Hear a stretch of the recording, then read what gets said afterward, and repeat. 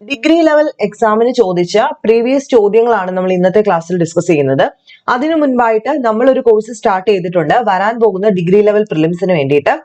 50 hot topics, ഉറപ്പുള്ള 50 hot ടോപ്പിക്സിന്റെ detailed ആയിട്ടുള്ള class ആണ് നമ്മൾ കൊടുത്തുകൊണ്ടിരിക്കുന്നത്.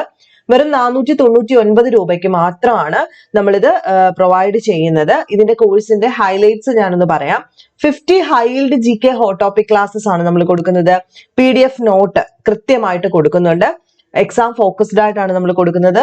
31 തീയതി മാർച്ച് 30 കൂടിയിട്ട്, അതിന് മുൻപ് തന്നെ ഞാൻ തീർക്കും. അതുപോലെ ഗൂഗിൾ ഡ്രൈവ് വഴിയാണ് നമ്മൾ ക്ലാസ്സുകൾ കൊടുത്തുകൊണ്ടിരിക്കുന്നത്. 499 രൂപ മാത്രമേ ഉള്ളൂ. അപ്പൊ താല്പര്യമുള്ളവര് ഈ കാണുന്ന നമ്പറിലേക്ക് ഗൂഗിൾ പേ ചെയ്തിട്ട് അതിന്റെ സ്ക്രീൻഷോട്ട് നമ്മൾ ഈ കാണുന്ന വാട്സ്ആപ്പ് നമ്പറിലേക്ക് സെൻഡ് ചെയ്യുക. കൂട്ടത്തിൽ നിങ്ങളുടെ പേരും നിങ്ങളുടെ Gmail ID കൂടെ പ്രൊവൈഡ് ചെയ്തിരിക്കുക. ഇനി കോഴ്സിനെ പറ്റിയിട്ട് ഞാൻ ഡീറ്റെയിൽഡ് ആയിട്ട് ഒന്നും കൂടെ പറയാം.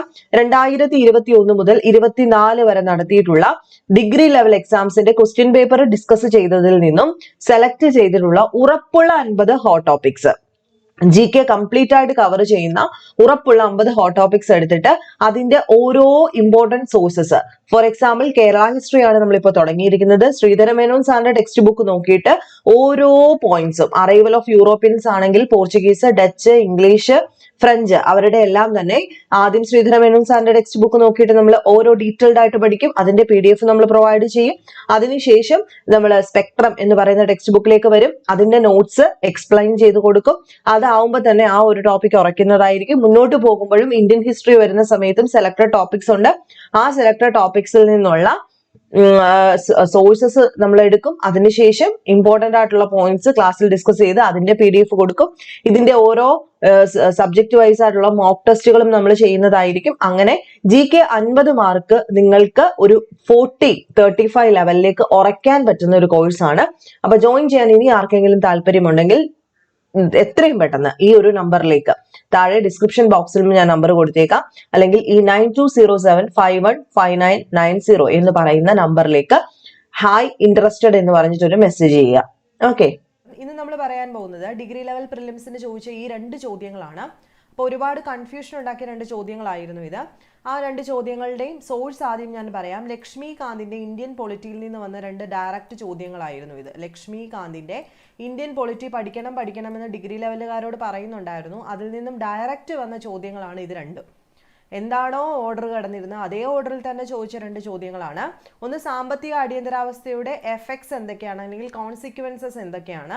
2, ഇന്ത്യൻ ധനകാര്യ കമ്മീഷന്റെ കർമ്മ പരിധിയിൽ വരാത്തത്, അതല്ലെങ്കിൽ ഫങ്ഷൻസ് ഓഫ് ഫിനാൻസ് കമ്മീഷൻ, അതാണ് ഇവിടെ ചോദിച്ചിരിക്കുന്നത്. ഈ 2 ചോദ്യങ്ങളും ഞാൻ പറഞ്ഞു ആ പുസ്തകത്തിനകത്ത് എന്താണോ കൊടുത്തിരിക്കുന്നത് അതേ രീതിയിൽ തന്നെ ചോദിച്ച 2 ചോദ്യങ്ങളായിരുന്നു. അപ്പൊ നമുക്ക് ഇനി വരാൻ പോകുന്ന ആൾക്കാര് ഇത് കൃത്യമായിട്ട് പഠിക്കാം.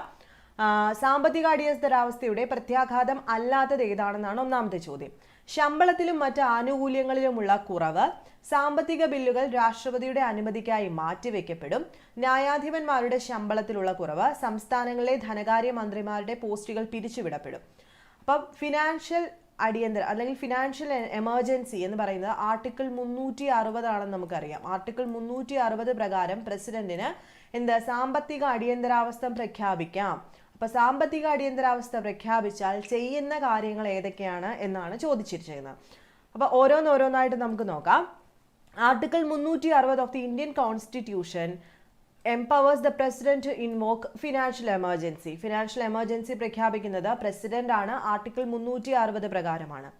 എന്താണ് ഇതിന്റെ ഗ്രൗണ്ട് ഓഫ് ഡിക്ലറേഷൻ? ഏത് സമയത്ത് പ്രഖ്യാപിക്കാം? If the president is satisfied that a situation has arisen due to which the financial stability or credit of India or any part of its territory threatened.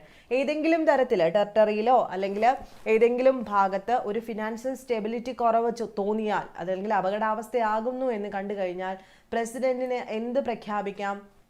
Financial emergency പ്രഖ്യാപിക്കാം.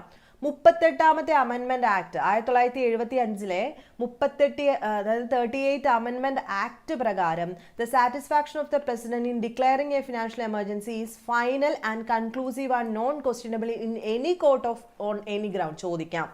Article അമെൻമെന്റ് 38 ഏത് വർഷം? 75 നമുക്ക് അടിയന്തരാവസ്ഥ പ്രഖ്യാപിച്ചത്, അറിയാമല്ലോ.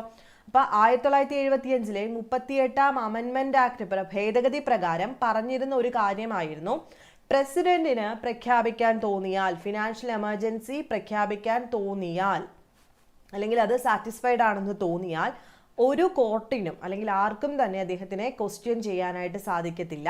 അത് അദ്ദേഹത്തിന്റെ ഫൈനൽ ആയിട്ടുള്ള ഒരു ഡിസിഷൻ ആയിരിക്കും. എന്നാൽ 44-ാം അമെൻമെന്റ് പ്രകാരം 1978 deleted the provision added by the 38th അമെൻമെന്റ് ആക്ട് ഓഫ് 1975. 1975 38ാം അമെൻമെന്റ് പ്രകാരം എന്താണ്, പ്രസിഡന്റ് ഫിനാൻഷ്യൽ എമർജൻസി പ്രഖ്യാപിച്ചു കഴിഞ്ഞാൽ അതിനെ ആർക്കും ക്വസ്റ്റ്യൻ ചെയ്യാൻ പറ്റില്ല, അദ്ദേഹത്തിൻ്റെതാണ് ഫൈനൽ തീരുമാനം. അത് ഡിലീറ്റ് ചെയ്ത പ്രൊവിഷൻ ഏതാണ്, 44ാം അമെൻമെന്റ് ആക്ട് ആണ്, 1978. അത് എന്താണ്, which implies that the satisfaction of the president is not beyond the judicial review. അതായത് കോർട്ടിൽ നമുക്ക് ചാലഞ്ച്, ജുഡീഷ്യൽ റിവ്യൂ എന്താണെന്ന് അറിയാലോ, കോർട്ടിൽ നമുക്ക് ചാലഞ്ച് ചെയ്യാൻ സാധിക്കും എന്ന് പറഞ്ഞത് 44ാം അമെൻമെന്റ് ആക്ട് 1978. അപ്പൊ ഈ 2 പോയിന്റും വളരെ ഇമ്പോർട്ടന്റ് ആണ്, കൃത്യമായിട്ട് പഠിച്ചു വെക്കാം. ഇനി നമ്മുടെ ചോദ്യം എന്താണ്, കോൺസിക്വൻസ് ഓഫ് ഫിനാൻഷ്യൽ എമർജൻസി, അതാണ് ഇവിടെ നമ്മളോട് ചോദിച്ചിരിക്കുന്നത്.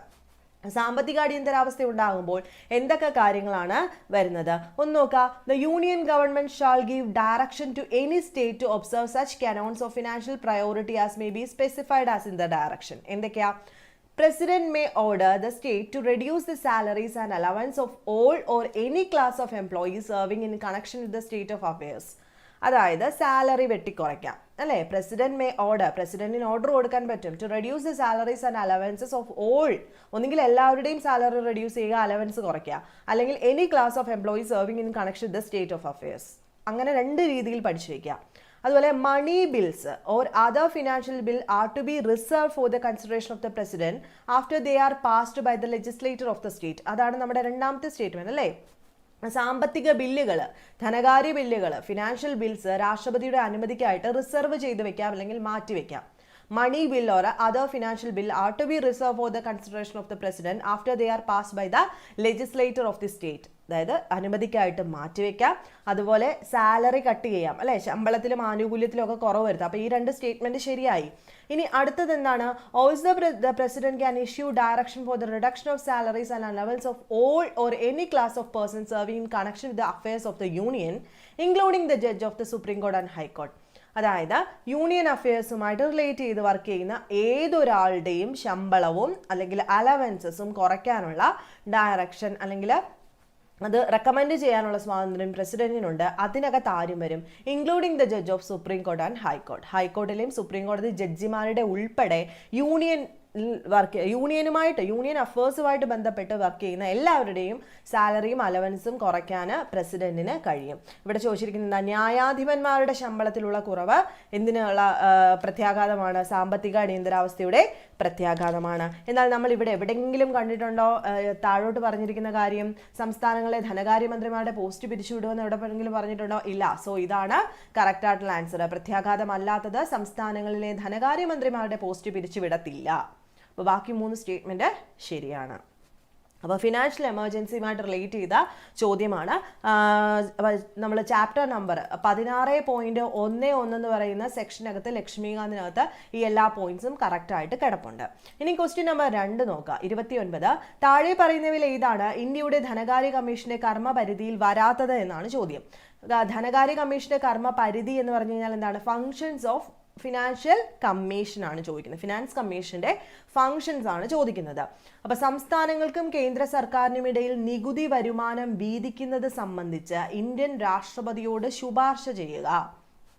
എന്താണ് പറഞ്ഞിരിക്കുന്നത്, നികുതി വരുമാനം വീതിക്കുക, ടാക്സിനെ ഡിവൈഡ് ചെയ്ത് ആർക്കൊക്കെ കൊടുക്കാറുണ്ടെന്ന് നമ്മൾ പറഞ്ഞു, സംസ്ഥാനത്തിനും കേന്ദ്ര സർക്കാരിനും ഒക്കെ നമ്മൾ ടാക്സ് ഡിവൈഡ് ചെയ്തെടുക്കത്തില്ലേ, അതിനെ സംബന്ധിച്ച് ഇന്ത്യൻ രാഷ്ട്രപതിയോട് റെക്കമെൻഡ് ചെയ്യുന്ന ജോലി ആർക്കാണ്, ഫിനാൻസ് കമ്മീഷനാണെന്നാണ് ഇവിടെ പറഞ്ഞിരിക്കുന്നത്.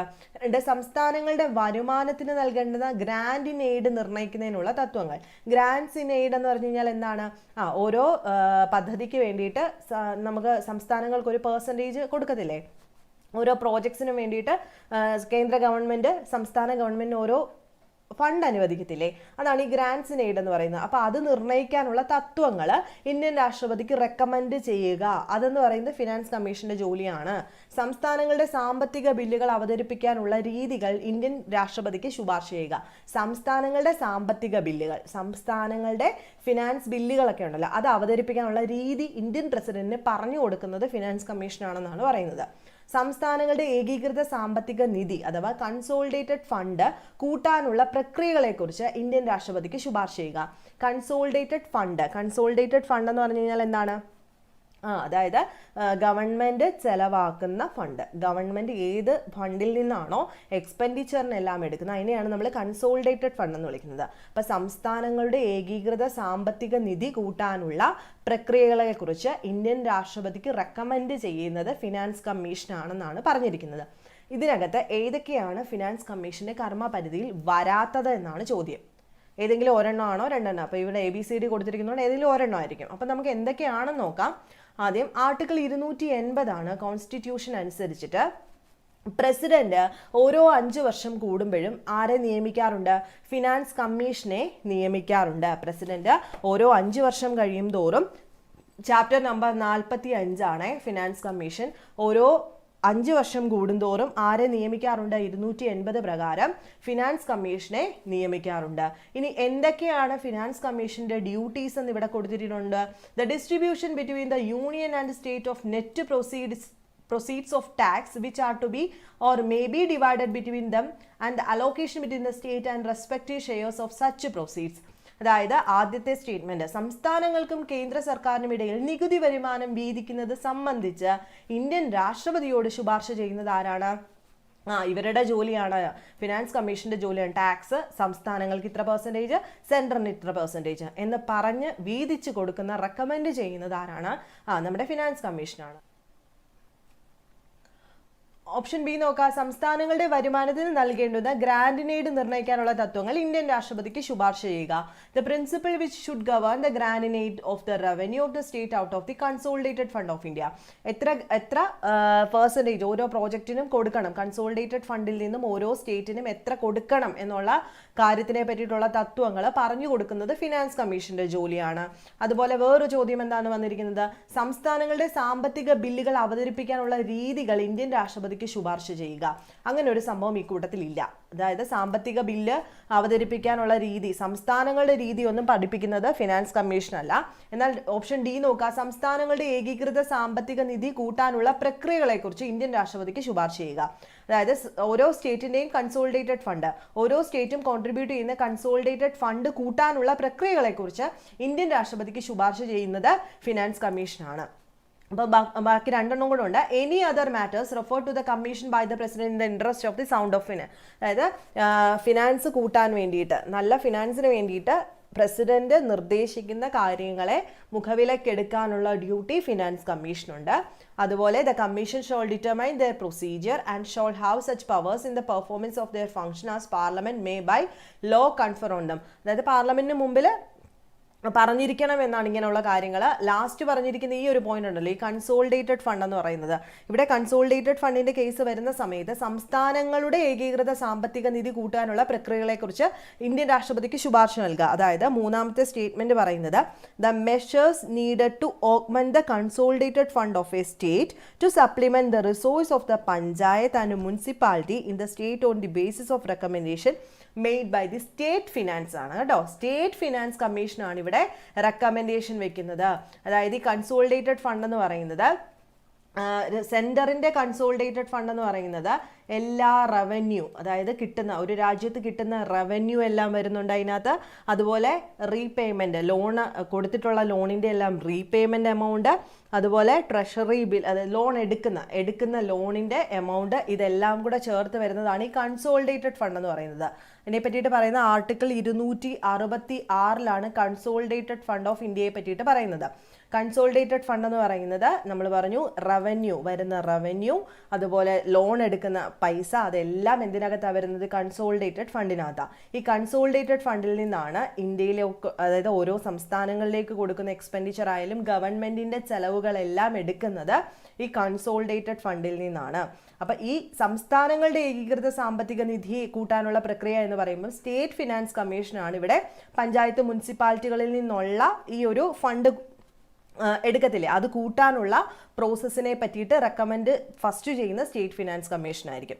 അപ്പം അതും ഫിനാൻസ് കമ്മീഷൻ്റെ ഡ്യൂട്ടി ആയതുകൊണ്ട് അതും ശരിയാണ്. എന്നാൽ ഓപ്ഷൻ സി തെറ്റായിട്ടുള്ളൊരു ഓപ്ഷനാണ്. സോ 3 ഓപ്ഷൻസ് ശരി, ഒരു ഓപ്ഷൻ തെറ്റാണ്. ഞാൻ പറഞ്ഞു ഇത് 45-ാമത്തെ ചാപ്റ്ററാണ് ഫിനാൻസ് കമ്മീഷൻ, അതൊന്ന് നോക്കുക. അതുപോലെ ഏറ്റവും മുകളിൽ പറഞ്ഞത് നമ്മുടെ എമർജൻസി പ്രൊവിഷൻ, ഫിനാൻഷ്യൽ എമർജൻസി 60.11 എന്ന് പറയുന്ന പാഠത്തിൽ കിടപ്പുണ്ട്. അപ്പം നിങ്ങൾക്ക് എന്തെങ്കിലും സംശയം തോന്നുന്നുണ്ടെങ്കിൽ താഴെ കമൻറ്റ് ചെയ്യുക. വീഡിയോസ് ഇഷ്ടമാണെന്നുണ്ടെങ്കിൽ ലൈക്ക് ചെയ്യുക, ഷെയർ ചെയ്യുക, സബ്സ്ക്രൈബ് ചെയ്യുക. നെക്സ്റ്റ് വീഡിയോയിൽ കാണുന്നതിന് വരെ ബൈ.